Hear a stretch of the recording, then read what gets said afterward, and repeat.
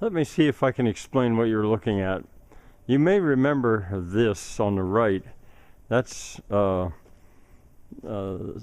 in plan. That's the a single bed in a bunk bed shed, but it's not as high as it would be. The height would be there. I showed you that already. But what's new is this on the left. What I've done there is I've laid out nothing's nailed, incidentally. Nothing at all is nailed except the pallets themselves.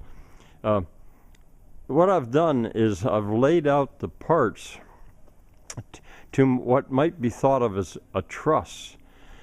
One of those will be required at the foot and the head of each bed. And it's quite a puzzle. I mean, I'm laying everything out before I start to fasten things together. And I don't know if it would be worth it to try to explain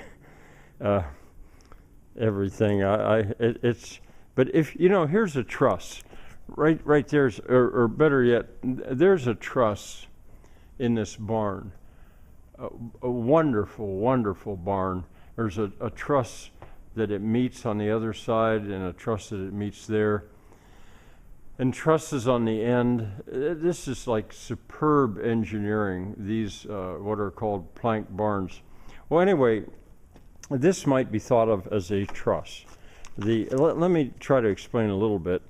Strong back is what's called that kind of construction where you've got a T, and there'll be one there. There'll also be one in the front going the whole way up through on the trusses. Although in the middle,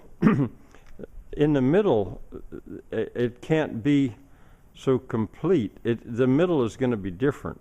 It's going to take 12 of these for a hexagonal gur, one on either end of 6 beds. All right, let's see, what else can I tell you? The 1x3s at the bottom just act to hold things together. They could be dispensed with. I may not use them, but because these right here do the same thing, and they also do the job of supporting that the pallets for that bed. See, now you have to think as the pallets coming upward. Now you're looking at, well, it's hard to explain. And here is where this 1x3 will support the second bank of beds, and each one will basically have 40 inches of head clearance. Now the one at the top, its purpose is basically just to hold things together. The reason they're being held back away from the strong back is because there's a 5-inch pallets like that will be in that wall. Again, it's just, it's one of the reasons I'm laying these parts out, because it's just so complicated. What you're looking at there is a rafter, a 1x6 rafter, 8 foot long. But what's on top of it is a cleat, and there'll be cleats on the underside as well. Now those cleats are going to be 6 inches, 3 on the rafter and 3 below it. And it has to be that way because the part below it makes a pocket that the rafter will then sit on that post coming up through. And the same thing there. There'll be a pocket, and that will sit on this post coming up through. Now, as that rafter goes out, this brace coming down through, which is not the right length or anything like that, but it just represents what's there, that will make the triangle to make this rigid, but in addition to supporting that end. I don't know if I can explain this or not, but there are enough people interested in what I'm doing that I thought I'd maybe give an update on what I've done. I'm going slow because I really have to think my way through this, and I've also figured out that I'll have to use more than an 8-foot piece. here. I'll have to go to 9 foot.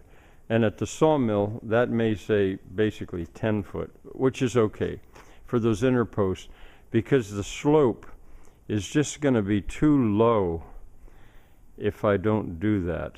I've been trying to get the most that I could, but out of what I have, but with the height of the bed, a pallet, 40 inches, the height of the bed will be 18 off the floor.